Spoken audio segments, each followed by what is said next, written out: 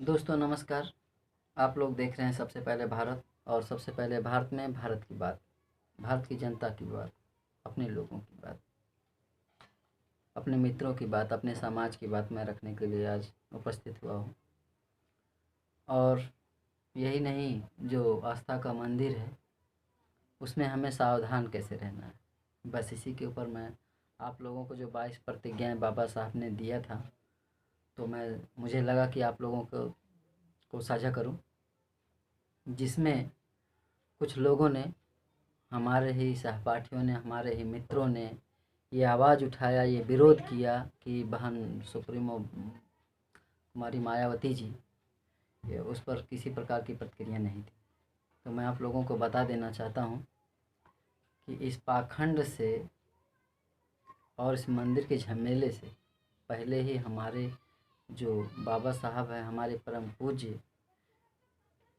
जो विश्व के रत्न स्वरूप हैं, ज्ञान के प्रतीक हैं, जो हमें उन्होंने जिस को संकल्प लेने के लिए कहा था, उसको हम थोड़ा सा भूल गए थे, भटक गए थे। यही कारण है कि हम किसी पर भी उंगली उठा गए। जो हमारी बात को वहाँ तक पहुँचाने वाला है, हमें उसके बातों को अमल भी करना चाहिए, हमें उसके ऊपर उंगली नहीं उठानी चाहिए। यदि किसी कोई न्याय ले रहा है, यदि कोई विचार दे रहा है, तो हमें समझना चाहिए। बस मैं ज़्यादा समय नहीं लेते हुए भी आप लोगों तक ये पहुंचाना चाहूँगा, क्योंकि इसमें सतर्कता, सावधानी है, और यही हमारे लिए सबसे सर्वोच्च है। मंदिर कोर्ट से, सुप्रीम कोर्ट से जो मिला हुआ है न्याय, ये न्याय मिला हुआ अवश्य है, लेकिन आप लोग समझिए कि उसमें ये कहा गया है कि आस्था के आधार पर है। सब लोग मान रहे हैं, आप भी मत मानिए, ऐसा बुद्ध जी ने कहा है। बहुत लोग, बहुत पढ़े लिखे लोग अच्छे ज्ञान दे रहे हैं, ये कोई बड़ी बात नहीं है। आपको उसमें सतर्कता और सावधानी के आधार पर पहले आपको उसको जांचना होगा, परखना होगा, उसके बाद आपको मानना होगा। तो मैं इसी पर आप लोगों से चर्चा करना चाहता हूँ। प्रतिज्ञाओं में देखिए, क्रमशः मैं गिनती अगर ना गिना पाऊँ आप लोगों को, तो आप लोग समझ लीजिएगा। और इसके साथ ही कुछ मैंने और भी तथ्य अपनी तरफ से लिखे हुए हैं। मैं ये नहीं कहूँगा कि वो प्रतिज्ञा के स्वरूप है, लेकिन मैं समझता हूँ कि यदि उसको आप लोग अपनाएंगे तो मंदिर आपको जाने की आवश्यकता नहीं होगी। हमारा सबसे बड़ा अधिकार जो है, बस चंद लाइनों में आप लोग उसको सुनेंगे, समझेंगे, उसको अमल करेंगे, सावधानियाँ एहतियात बरतेंगे, तो अवश्य ही मैं समझता हूँ ये अपने आप मंदिर ख़त्म होने लगेगा। क्योंकि हमारे और आपके जेब की वजह से हम और उसमें फंसे हुए हैं। यही कारण है कि वो हमेशा से पनपता रहता है, हमेशा से उसमें टहनियाँ निकलती रहती हैं, तमाम शाखाएँ निकलते रहते हैं, और उसमें क्या होता है कि नया बीज गिर करके एक नया पेड़ जन्म ले लेता है। तो मैं मुद्दे की बात पर आता हूँ, जो 22 प्रतिज्ञाएँ बाबा साहब ने दिलाई थी लोगों को। मैं ब्रह्मा, विष्णु और महेश में कोई विश्वास नहीं करूँगा, ना ही उनकी पूजा करूँगा, पहला है। दूसरा, कि रामकृष्ण जो भगवान के अवतार माने जाते हैं, मैं कोई आस्था नहीं रखूँगा उनमें, और ना ही उनकी मैं पूजा करूँगा। तीसरा है, मैं गौरी, गणपति और हिंदुओं के अन्य 33 करोड़ जो देवी देवता हैं, इनमें भी कोई आस्था नहीं रखूँगा और ना ही इनकी पूजा करूँगा। आप लोगों को क्लियर हो जाना चाहिए। क्योंकि ये सब मिट्टी से निर्मित हैं, और इसको इंसान बनाता है, उनके ऊपर चढ़ के बनाता है। चाहे वो पत्थर को तराशना हो, चाहे मिट्टी के आकार का स्वरूप देना हो। तो हमारे अपने ही कलाकार हैं, हमारा अपना भाई उसका निर्माण करता है, तो हमें उसे डरने की ज़रूरत नहीं है, उसमें भगवान को समझने की नहीं ज़रूरत है। क्योंकि उसमें कहा गया है, पंडित भी यही कहते हैं, माना देव नहीं पत्थर। माना देव नहीं पत्थर। तो हम अगर अंदर से मान लिए हैं कि भगवान है, तो हमको मानना ही पड़ेगा, और नहीं तो सामने पत्थर तो दिखाई दे ही रहा है, क्योंकि पत्थर से उसका निर्माण हुआ है। तो आप लोगों को इसको समझना होगा और इससे सावधान रहना होगा। मैं आप लोगों को बहुत सतर्कता से बताना चाहूँगा, और सावधानी इसमें बरतने की ज़रूरत है, क्योंकि हमारे साथ साथ हमारे बच्चे जो नई पीढ़ी के हैं, वो भी समझ जाते हैं कि सबसे बड़ा जो हमारा योद्धा लड़ने वाला है, यही मूर्ति है लड़ने वाला है। तो मैं बहुत ज़्यादा लंबा नहीं रखना चाहूँगा। मैं भगवान के अवतार में विश्वास नहीं करूँगा, चौथा था। और पांचवा है, मैं यह नहीं मानता हूँ और ना ही कभी मानूंगा कि भगवान बुद्ध विष्णु के अवतार थे।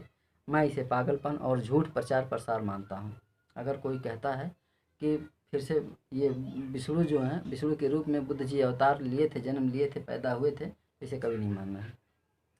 मैं श्राद्ध में भाग नहीं लूँगा और ना ही कभी पिंडदान दूंगा, ये आप लोगों को समझना होगा।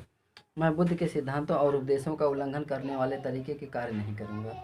उसमें किसी प्रकार का काम हो तो जो उससे उल्लंघन हो रहा है, मतलब जहाँ अपमान हो रहा है, तो उसमें आपको भाग नहीं लेना है। ब्राह्मणों द्वारा, और 8वां है, मैं ब्राह्मणों द्वारा निष्पादित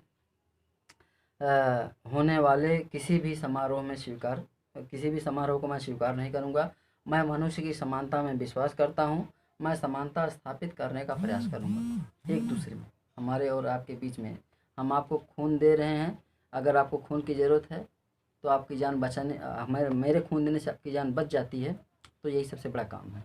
यहाँ समानता है, हम आपको बचा लें। भगवान नहीं खून देगा, क्योंकि पत्थर में से खून में नहीं निकलेगा।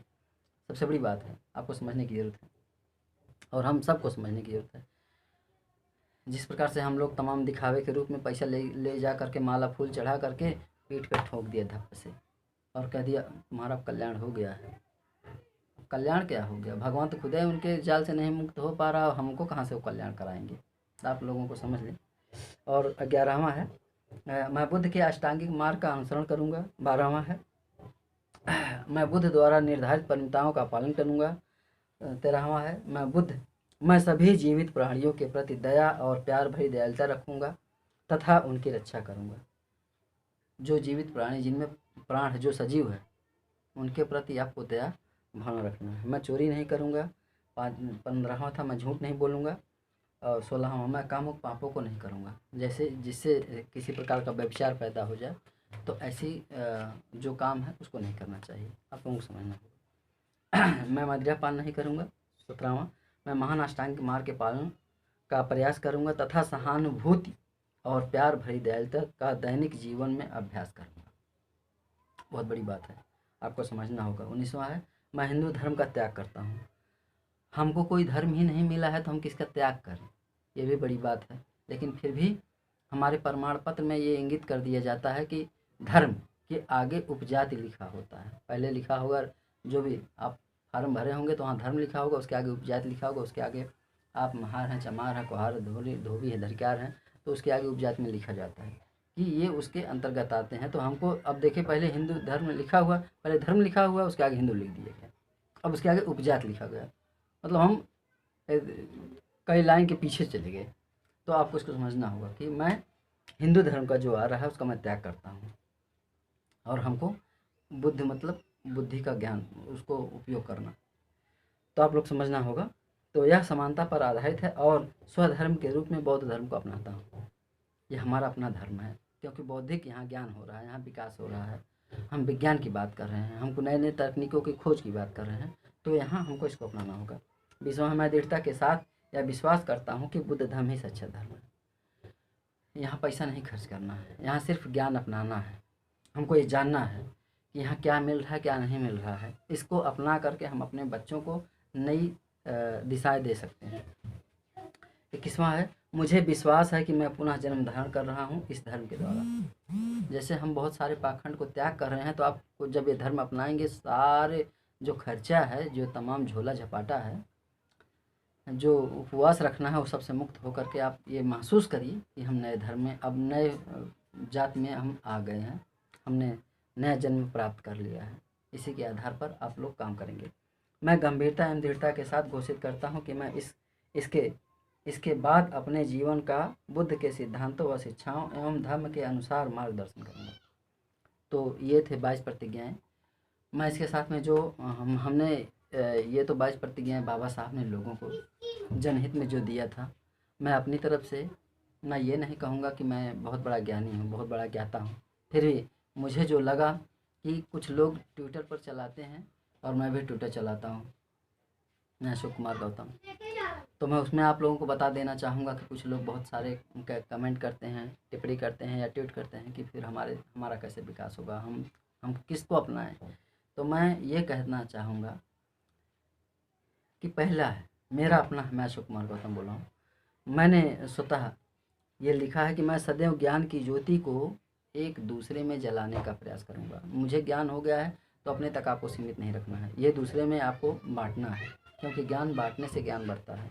अगर सामने वाला फँस रहा है, किसी कुएँ में गिरने वाला है, आप देख रहे हैं तो उसको बचा लीजिए, ये आपका कर्तव्य होना चाहिए, यही आपका धर्म है।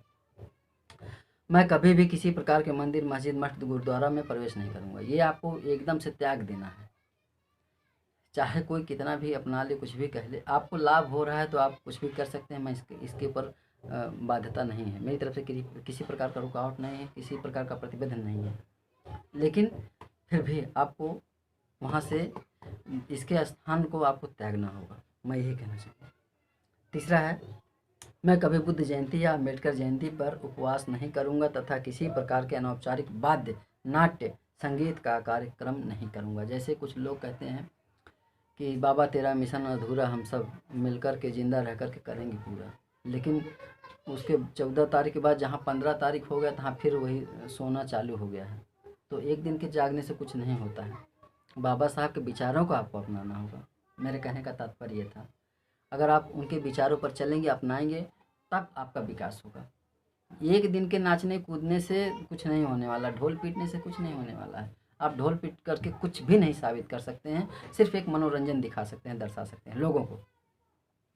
लेकिन आप उसके विचारों पर चल करके देखिए, कितने लोग आपके विरोध में खड़े हो जाएंगे, और जब आपका विरोध होने लगे तो आप समझ लीजिएगा कि हम सही रास्ते पर चल रहे हैं। चौथा है, मैं कभी बाबाओं को मंदिरों इत्यादि में दान नहीं दूंगा। किसी को दान नहीं देना है, कोई भी बाबा हो चाहे दादा हो, कोई भी कुछ भी हो, जो गरीब अवस्था धारण कर लिया है और कुछ धारण कर लिया है तो उनको दान नहीं देना है, पैसे का दान नहीं करना है, कुछ नहीं। वो जो दान करना वहाँ है, वहाँ अपने आप बच्चे को खिलाइए, क्योंकि वो जितना खाएगा पिएगा, हिष्ट पुष्ट रहेगा, उतना उसका दिमाग स्वस्थ रहेगा, विकास की तरफ बढ़ेगा, अच्छे ज्ञान को समझेगा। आप अपने वेशभूषा में परिवर्तन लाइएगा। तो मेरे कहने का ये भी मतलब था। पांचवा है, मैं कभी भी हिंदू धर्म, जातियाँ, अंधविश्वास, पाखंड, रूढ़िवाद मानने वाले को वोट नहीं दूंगा। ये सबसे बड़ी बात है, हमारे नेता में ये सबसे बड़ा कमी आ गया है कि वो लोग धर्म को लेकर के पहले आ जाते हैं।